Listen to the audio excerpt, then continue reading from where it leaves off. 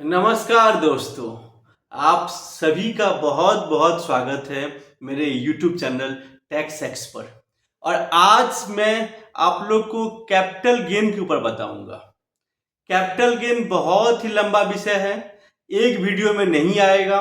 तो आज के वीडियो में हम लोग जानेंगे कि कैपिटल एसेट्स क्या होता है, रूरल एग्रीकल्चर लैंड और अर्बन एग्रीकल्चर लैंड पर टैक्स इम्प्लीकेशन क्या होगा, गोल्ड मोनेटाइजेशन स्कीम क्या है, गोल्ड डिपॉजिट स्कीम क्या है, उसका टैक्स इम्प्लीकेशन क्या होगा, और क्या क्या ऐसे एसेट्स हैं जिसको हम कैपिटल एसेट्स नहीं मानते हैं, जिसको ट्रांसफर करने पर मेरा कैपिटल गेन आएगा। तो ऐसे ही बहुत सारे विषय पर मैं आज चर्चा करने वाला हूं, तो बने रहिए वीडियो के अंत तक। देखिए क्या होता है, सेक्शन 45 सब सेक्शन 1 चार्जेबिलिटी बताता है कि कब कैपिटल गेन इम्प्लीकेशन होगा, कब कैपिटल गेन चार्जेबल होगा। तो इसको यदि मैं एक्ट में जाऊं तो ऐसा है कि there should be a capital assets, capital assets is transferred by the SSC during the relevant previous year, और एनी प्रॉफिट और gain arises as a result of such transfer is chargeable in the year in which transfer took place. मतलब क्या हो गया कि कोई एक capital assets होना चाहिए और कैपिटल एसेट्स का ट्रांसफर होना चाहिए, और ट्रांसफर टैक्सेबल कब होगा, जिस साल में कैपिटल गेन चार्जेबल कब होगा, जिस साल में ट्रांसफर हुआ है, जिस प्रीवियस ईयर में ट्रांसफर हुआ। अब मैं आपसे पूछता हूं कि मेरा एक फ्लैट है, मैंने उस फ्लैट को सेल किया, सेलर से सारा पैसा मैंने 23-24 में ले लिया। इन द प्रीवियस ईयर 23-24 में मैंने सेलर से सारा पैसा ले लिया, रजिस्ट्री मैंने कराया 24-25 में।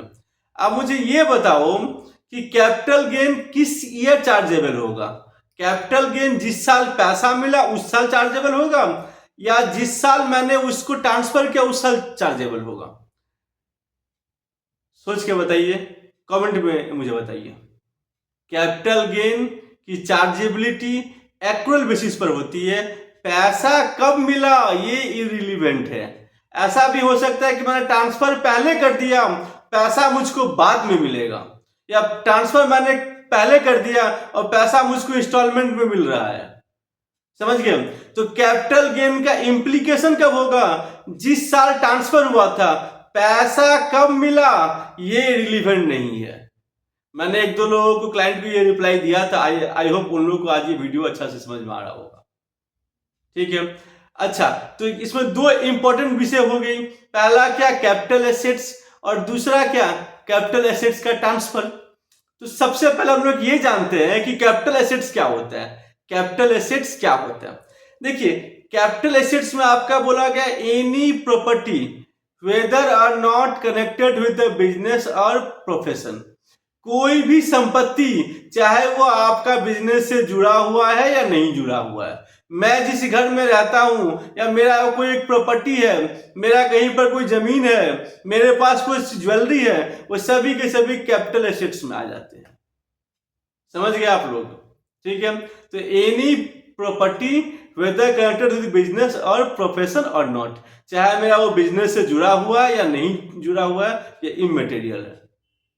समझ गए? तो मेरे पर्सनल एसेट्स भी जो होते हैं वो भी आपका कैपिटल एसेट्स होते हैं।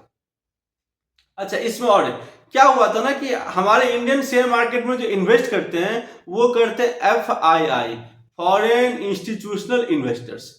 FII कौन होते हैं? FII गवर्नमेंट अप्रूवल देती है उन सभी फॉरेनर्स को, उन सभी फॉरेन इन्वेस्टर्स को जो इंडिया में आके इन्वेस्ट कर सकते हैं। ऐसा नहीं कि FII कोई भी हो सकता है। यदि ये फ्री रहता है कि इंडिया में कोई भी इन्वेस्ट कर सकता है, तो बहुत सारे कंपनी के मालिक दाऊद इब्राहिम होते, उनके पास एक टाइम में बहुत पैसा था। चाइना बहुत सारा कंट्री इंडियन कंपनी को खरीद लिया होता। तो ऐसा नहीं होता है। इंडियन मार्केट में ट्रेडिंग करने के लिए या शेयर बाई करने के लिए, इन्वेस्टमेंट करने के लिए गवर्नमेंट ऑफ फॉरेनर को गवर्नमेंट ऑफ इंडिया से परमिशन लेना पड़ता है, और गवर्नमेंट ऑफ इंडिया जिसको परमिशन देगी वही फॉरेन इंस्टीट्यूशनल इन्वेस्टर्स इंडिया में इन्वेस्ट कर सकता है। समझ गए। तो होता क्या था, जो फॉरेन इंस्टीट्यूशनल इन्वेस्टर्स शेयर्स को बाई करते थे और सेल करते थे डेली बेसिस पर, और वो इसको दिखाते थे कि मेरा कैपिटल एसेट से मैंने कैपिटल एसेट ट्रांसफर किया है, और सेक्शन 111 ए जो आपका शॉर्ट टर्म कैपिटल गेन को लेकर है, और सेक्शन 112 ए जो लॉन्ग टर्म कैपिटल गेन को लेकर है, इसका बेनिफिट वो लोग उठाते थे।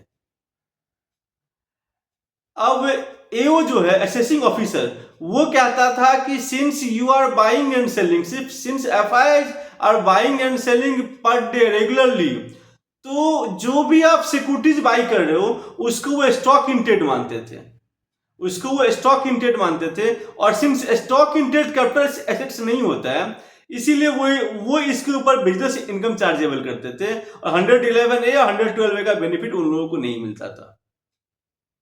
ठीक है, तो जेटली जी ने, अरुण जेटली सर ने इसको एड्रेस किया और एक अमेंडमेंट लेके आ गए, जो फॉरेन इंस्टीट्यूशनल इन्वेस्टर्स, चाहे वो शॉर्ट टर्म के लिए हो, लॉन्ग टर्म के लिए हो, जैसे भी हो, वो जिस शेयर को बाई और सेल करेंगे उसको हम लोग स्टॉक इंटेड नहीं मानेंगे, वो हमेशा कैपिटल एसेट्स ही माना जाएगा। ये बेनिफिट दिया गया एफआई को, ये बेनिफिट दिया गया फॉरेन इंस्टीट्यूशनल इन्वेस्टर्स को। समझ गया। तो कैपिटल एसेट्स क्या होता है, कोई भी प्रॉपर्टी, चाहे वह बिजनेस से जुड़ा हुआ है या फिर नहीं जुड़ा हुआ है। और दूसरा क्या हो गया, जो shares and securities held by the foreign institutional investors. ठीक है, अब कुछ कुछ ऐसे हैं जो कैपिटल एसेट्स नहीं होते हैं। सेक्शन 214 में कुछ कुछ एक्सेप्शन दिया गया जो कैपिटल एसेट्स हम लोग नहीं मानते हैं। जैसे आपका हो गया स्टॉक इंटेड, जो बिजनेस एसेट्स होता है वो तो मेरा कैपिटल एसेट्स है, बट जो स्टॉक इंटेड है वो मेरा कैपिटल एसेट्स नहीं होता है। स्टॉक इंटेड को का टैक्सेबल हम लोग profit and gains from business and profession में दिखाते हैं, वो कैपिटल गेन में नहीं आता है। स्टॉक इंटेड हुआ ऐसे ही आपका एक आपका आ गया पर्सनल इफेक्ट्स। पर्सनल इफेक्ट्स क्या होता है, जो भी आपके पर्सनल चीज के लिए, तो मान लो यदि मेरा घर है, घर तो मेरा बहुत ही पर्सनल हो गया, तो क्या मेरा घर क्या पर्सनल इफेक्ट्स में आएंगे? मेरा घर पर्सनल इफेक्ट्स में नहीं आएगा, क्योंकि पर्सनल इफेक्ट्स में ओनली मूवेबल प्रॉपर्टी जाते हैं, ओनली मूवेबल प्रॉपर्टी जाते हैं, held by the SSC for the personal purpose, for the personal use. तो मान लीजिए जो भी आपका घर के फर्नीचर्स हैं, आपका गाड़ी है, ये सभी आपके, मोबाइल फोन हो गया, ये सभी आपके पर्सनल इफेक्ट्स में आते हैं। कपड़े हो गए, अपैरल हो गया, ये सारे के सारे आपके पर्सनल इफेक्ट्स में आते हैं। तो पर्सनल इफेक्ट्स जो होता है वो कैपिटल एसेट्स नहीं होता है, बट पर्सनल इफेक्ट्स में कुछ कुछ एक्सेप्शंस है। एक्सेप्शन क्या बताइए? तो एक्सेप्शन हो गया ज्वेलरी, जो भी आपका ज्वेलरी होता है वो पर्सनल इफेक्ट्स में नहीं आता है। इस ज्वेलरी के अलावा क्या हो गया, आर्कोलॉजिकल कलेक्शन, आर्कोलॉजिकल कलेक्शन भी पर्सनल इफेक्ट्स में नहीं आता है। जो भी आपको मूर्ति मिला या पहले का सिक्का था, जो कुछ भी था, जो आर्कोलॉजिकल का विषय है, वो सारे के सारे पर्सनल इफेक्ट्स में नहीं आते हैं। ड्राइंग, पेंटिंग, पेंटिंग भले आप खुद ने बनाया हो, लेकिन जब आप उसको ट्रांसफर करोगे तो वो पर्सनल इफेक्ट्स में नहीं आएगा।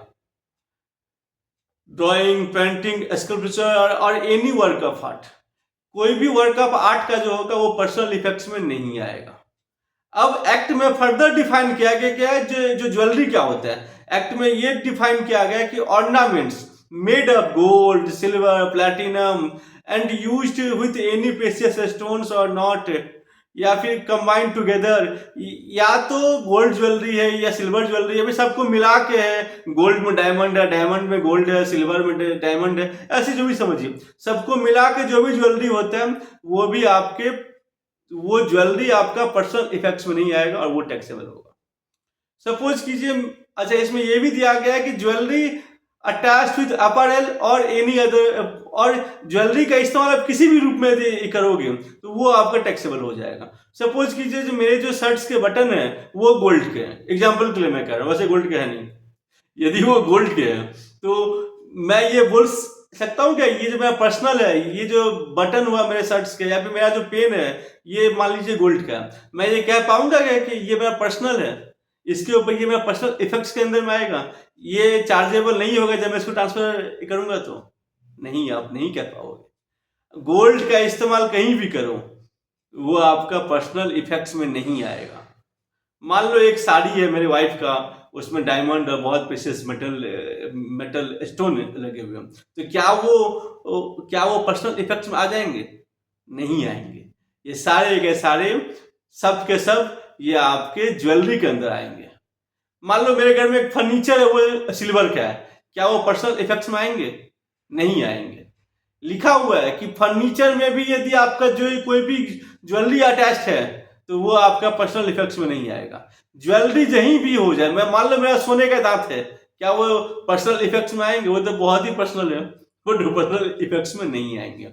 मैंने बहुत सारे चैनल पर सुना है, बहुत सारे यूट्यूबर के मुंह से सुना है कि आप रोलेक्स का घड़ी बाय कीजिए, 15 लाख का घड़ी होता है, बाद में उसको बेच दीजिए 50 लाख में, वो आपका टैक्सेबल नहीं होगा। गलत कहे हैं वो लोग ने। जो आपका रोलेक्स के वॉच होते हैं वो आपके डायमंड के होते हैं, सिल्वर के होते हैं, गोल्ड के होते हैं, उसमें प्रेशियस स्टोन लगा रहता है।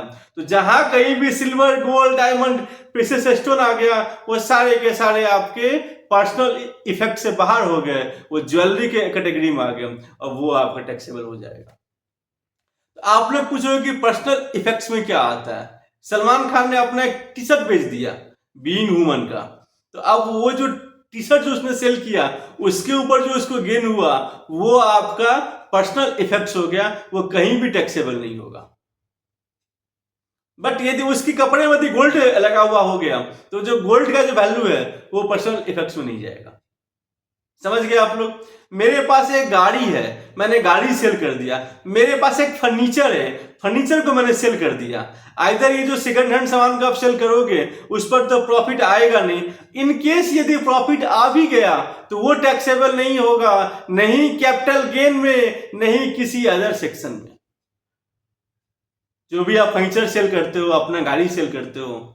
अब किसी एक बच्चे ने मुझसे पूछ दिया कि सर सोने की भी गाड़ी मिलती है दुबई सब में, तो मान लो यदि किसी का सोने का कार है या किसी का सोने का मोबाइल फोन है, तो क्या वो पर्सनल इफेक्ट्स में आएगा? आप ये समझ लीजिए कि जहां पर ज्वेलरी अटैच हो गया वो पर्सनल इफेक्ट से बाहर चला गया। ठीक है, I think this point is clear. इसके अलावा क्या आ गया? इसके अलावा आपका आ जाएंगे एग्रीकल्चर लैंड। गवर्नमेंट क्या चाहती है? गवर्नमेंट ये कहती है जो एग्रीकल्चर लैंड होते हैं वो आपका कैपिटल एसेट्स नहीं होता है, वो आपका कैपिटल एसेट्स नहीं होता है। बट गवर्नमेंट चाहती है कि agriculture land in rural area, not the urban area. यदि किसी का एग्रीकल्चर लैंड है अर्बन एरिया में, किसी का मेन कोलकाता में कोई जमीन है उसमें वो खेती करता है, तो क्या वो एग्रीकल्चर लैंड वहां जाएगा? नहीं वहां जाएगा। Agriculture land in rural area is only exempt from, is not treated as capital assets, but agriculture land in urban area is treated as capital assets। अब आपके माइंड में ये क्वेश्चन आ रहा होगा कि अर्बन एरिया क्या होता है?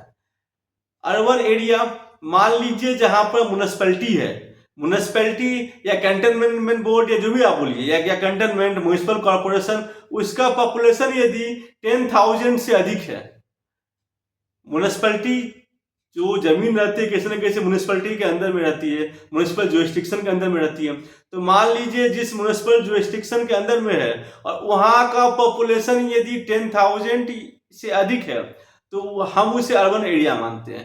पॉपुलेशन यदि 10,000 से कम है तो नहीं मानेंगे।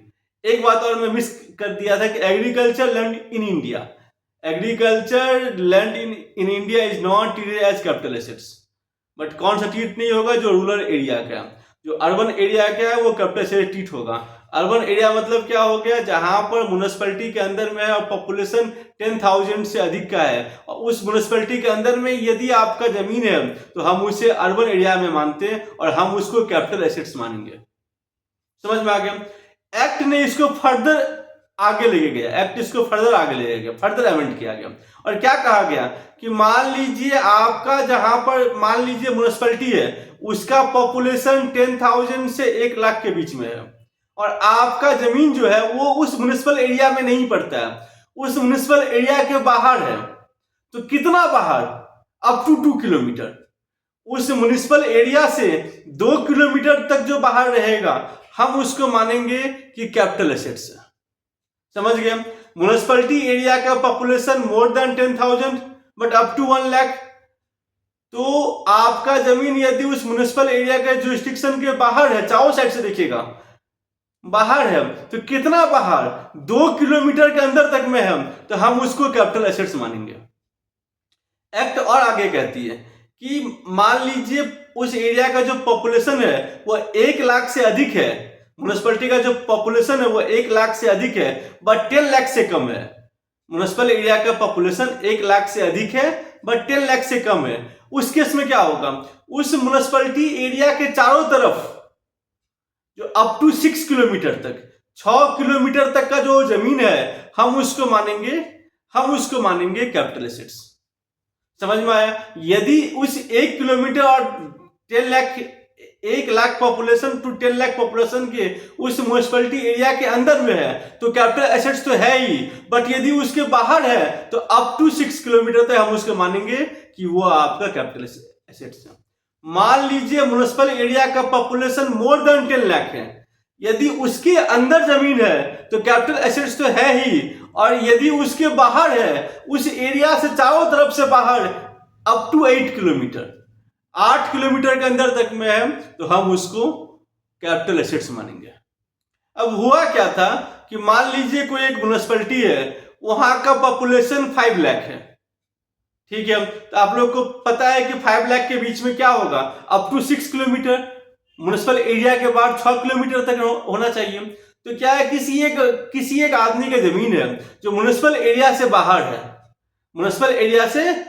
है, और वहां पर जाने के लिए जो म्युनिसिपैलिटी से उस जगह का जो डिस्टेंस है वो आपका जिगजैग वे में रास्ता गया हुआ है, और पूरा जिगजैग वे में रास्ता को यदि आप निकालिएगा तो 10 किलोमीटर है, ठीक है। तो क्या ये कैपिटल एसेट्स माना जाएगा? तो कोर्ट ने कहा कि नहीं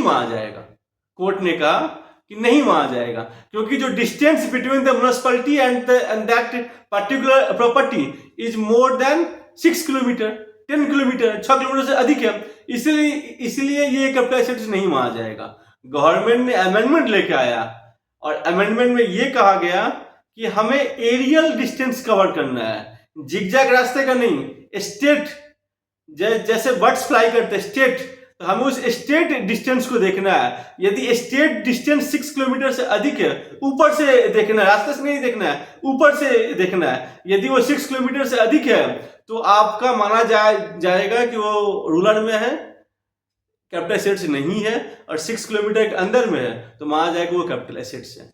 अप टू 10 लाख तक के लिए, 10 लाख से अधिक रहा तो 8 किलोमीटर। तो ये जो डिस्टेंस हम लोग माप करेंगे वो आपका एरियल डिस्टेंस होगा, नॉट द रोड डिस्टेंस। ये सारे के सारे एक्ट में आए हुए थे, अमेंडमेंट आए हुए हैं, ये सारे के सारे जो मेमोरेंडम इशू होता है उसमें ये सब बातें लिखी हुई थी। अब एक प्रश्न आपके मन में ये उठता है कि कौन बताएगा कि हमारा जमीन रूरल में है या अर्बन में है? देखिए क्या होता है ना कि पटवारी व्यवस्था होती है हमारे गांव में, म्युनिसिपैलिटी में सब जगह पटवारी होती है, ग्राम पंचायत होता है, ग्राम सेवक होता है। तो क्या होता है, पटवारी आपको बताता है कि आपका जमीन म्युनिसिपैलिटी से कितना दूर है, और जो पटवारी का जो सर्टिफिकेट होता है वो वैलिड है इनकम टैक्स एक्ट में। पटवारी ने यदि लिख के दे दिया कि आपका जमीन म्युनिसिपैलिटी से 20 किलोमीटर डिस्टेंस पर है तो वही वैलिड मानेंगे हम। तो पटवारी का जो सर्टिफिकेट होता है उसको वैलिड मानती है इनकम टैक्स डिपार्टमेंट। जो ग्राम पंचायत सर्टिफिकेट इश्यू करता है थ्रू पटवारी, इनकम टैक्स डिपार्टमेंट उसको वैलिड मानती है, यह जानने के लिए कि आपका जमीन अर्बन में है या रूरल में है, आपका जमीन अर्बन में है या फिर रूरल में है। समझ गए आप लोग? ये पटवारी ग्राम पंचायत के यही सिस्टम है। तो एग्रीकल्चर लैंड तो आप लोग समझ गए। उसके बाद क्या होता है, 1999 में वाजपेयी जी का गवर्नमेंट बना था, अटल बिहारी वाजपेयी भारत के प्राइम मिनिस्टर बने थे, और उस टाइम में फाइनेंस मिनिस्टर थे यशवंत सिन्हा। क्या होता था, हमेशा इंडियन गवर्नमेंट एक कर्ज में डूबी रहती थी। इंडियन गवर्नमेंट पैसे के लिए वो अपने सिटीजन को सर्टिफिकेट इशू करती थी, किसान विकास पत्र, नेशनल सेविंग सर्टिफिकेट, ये सारे सर्टिफिकेट इशू किए जाते थे। और जो भी सर्टिफिकेट को बाई करता था उसको गवर्नमेंट 8 to 9% का इंटरेस्ट पे करती थी।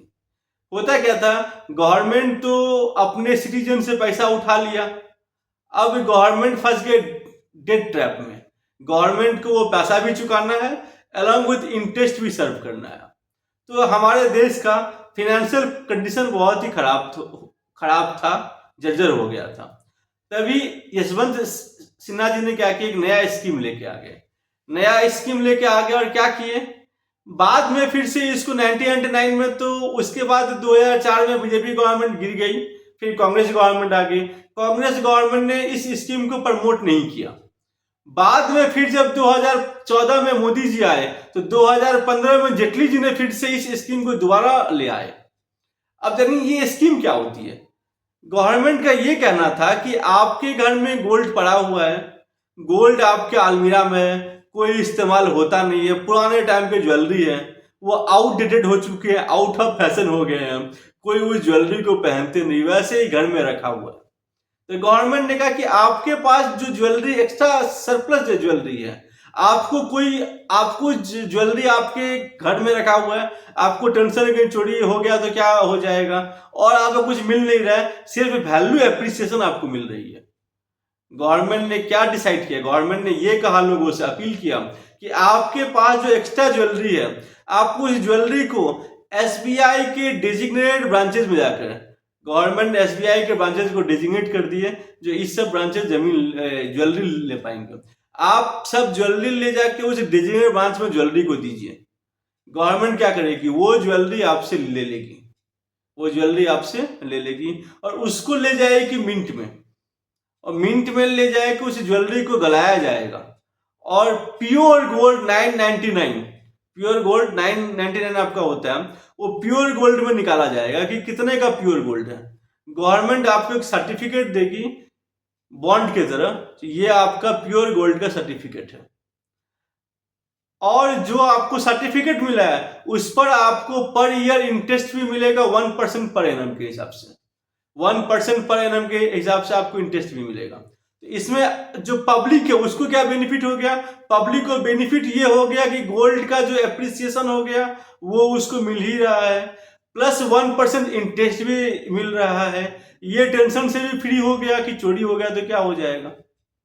ठीक है, कंट्री को क्या फायदा हुआ, गवर्नमेंट को क्या फायदा हुआ, गवर्नमेंट जो लोन ले रही थी 9% के हिसाब से, उसके बदले में गवर्नमेंट ने क्या किया, सभी भारतीयों का गोल्ड ले लिया और उस गोल्ड को ले जाके यूरोप में, फ्रांस में, ब्रिटेन में, सब जगह जाके जो यूरोपियन कंट्रीज है वहां पर उस गोल्ड को डिपॉजिट कर दिया गया। और gold is the safest security for getting the loan, और उस गोल्ड को जमा देके लोन उठा के ले आए। समझ में आया, उस गोल्ड को जमा देके लोन ले आए और उस गोल्ड के उस लोन के बदले में इंटरेस्ट रेट 0.5% इंडियन गवर्नमेंट जो ब्रिटेन, फ्रांस, यूके उस सबको पे कर रहे हैं। तो जहां पहले गवर्नमेंट को पे करना पड़ता था 9%, वहां पर अब आपका आ गया 1.5%। गवर्नमेंट ने क्या कहा कि ये जो भी सर्टिफिकेट आपके पास है, यही सेम ही स्कीम जेटली जी ले आए 2015 में। ठीक है, बीच में कांग्रेस ने इसको बंद कर दिया था, उतने नहीं था। तो क्या किया गया, गवर्नमेंट ने क्या कहा कि जो भी आपको सर्टिफिकेट मिला है गोल्ड को बैंक में एसबीआई में जमा देने के बाद जो आपको सर्टिफिकेट मिला है, वो जो सर्टिफिकेट है वो आपका कैपिटल एसेट्स नहीं माना जाएगा। मान लीजिए उसका मैच्योरिटी 8 इयर्स के, 8 इयर्स के बाद आप एसबीआई में जाइएगा, अपना सर्टिफिकेट दिखाइए, जितना ग्राम गोल्ड लिखा हुआ है या तो आप उतना ग्राम गोल्ड ले लीजिए, नहीं तो उतना ग्राम गोल्ड का जो करंट वैल्यू है वो आप ले लीजिए अलॉन्ग विद द इंटरेस्ट। समझ गया। तो क्या हुआ कि गवर्नमेंट ने कहा कि ये जो सर्टिफिकेट दिया गया है ये आपका कैपिटल एसेट्स नहीं है। और जब कहीं भी आप इस सर्टिफिकेट को सरेंडर करोगे या उसको मार्केट में आप बेच दोगे, ये मार्केट में ट्रांसफरेबल भी था, उसको बेच भी सकते थे। आपने यदि इसको सेल कर दिया या सरेंडर कर दिया तो जो भी पैसा मिलेगा वो भी आपका कैपिटल एसेट्स नहीं माना जाएगा। इसके अलावा जो आपको इंटरेस्ट मिल रही है, इसका भी एग्जाम्पशन था सेक्शन 10 में, इसका भी एग्जाम्पशन था सेक्शन 10 में। बहुत अच्छा स्कीम है, अभी भी ये स्कीम एप्लीकेबल है, ठीक है, बहुत अच्छा स्कीम है ये। तो इसमें क्या हो गया, लेकिन लोगों का गोल्ड का एप्रिसिएशन मिला, वो एग्जाम्प्ट हो गया। वैसे यदि आपके पास गोल्ड रहता और उसका एप्रिसिएशन मिलता तो वो भी आपका टैक्सेबल आता कैपिटल एसेट्स में। तो जो एप्रिसिएशन हो गया वो भी आपका एग्जाम्प्ट हो गया, वो आपका कैपिटल एसेट्स ही नहीं हुआ तो टैक्सेबल ही नहीं हुआ, और जो भी आपको इंटरेस्ट मिला, इंटरेस्ट आपका एग्जाम्प्ट हो गया। ठीक है, एक बार मैं फिर से रिवाइज कर दे रहा हूं, अभी तक मैंने क्या क्या बताया।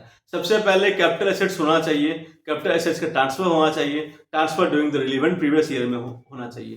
कैपिटल एसेट्स के अंदर में क्या आ गया, कैपिटल एसेट्स के अंदर में आ गया any property whether used in the business और प्रोफेशन और नॉट। दूसरा क्या आ गया, जो एफआई के पास जो सिक्योरिटीज है वो आपके क्या, वो आपका कैपिटल एसेट्स में आ जाएगा, चाहे वो स्टॉक इन ट्रेड क्यों नहीं हो। अब इसके एग्जाम्पशन क्या आ गए, क्या क्या कैपिटल एसेट्स नहीं माना जाएगा, stock in trade capital assets नहीं माना जाएगा, पर्सनल इफेक्ट्स कैपिटल एसेट्स नहीं माना जाएगा, एग्रीकल्चर लैंड कैपिटल एसेट्स नहीं माना जाएगा, और आपका gold deposit account scheme capital assets नहीं माना जाएगा। पर्सनल इफेक्ट्स में इंक्लूडिंग है jewellery, archaeological collection, painting, drawing, sculpture, any work of art. और जो एग्रीकल्चर लैंड है उसमें एक लिमिट दिया हुआ है 10,000 का पॉपुलेशन का, म्युनिसिपैलिटी पॉपुलेशन से, जो मैंने आपको पहले बताया था। तो बस यही आज का वीडियो में इतना तक ही करता हूं, ठीक है। नेक्स्ट वीडियो में फर्दर मैं लेके जाऊंगा कि ट्रांसफर क्या होता है, लॉन्ग टर्म क्या होगा, शॉर्ट टर्म क्या होगा, मैं नेक्स्ट वीडियो में आप लोग को बताऊंगा। ये वीडियो आप लोग को कैसा लगा, अच्छा लगा हो फिर भी कमेंट कीजिए, बुरा लगा हो फिर भी कमेंट कीजिए। आपके कमेंट बहुत ही हम लोग को बहुत इंस्पायर करते हैं, और हम अपने आप में चेंज लाते हैं ताकि मैं बेटर वे में आप लोग को प्रेजेंट कर सकूं।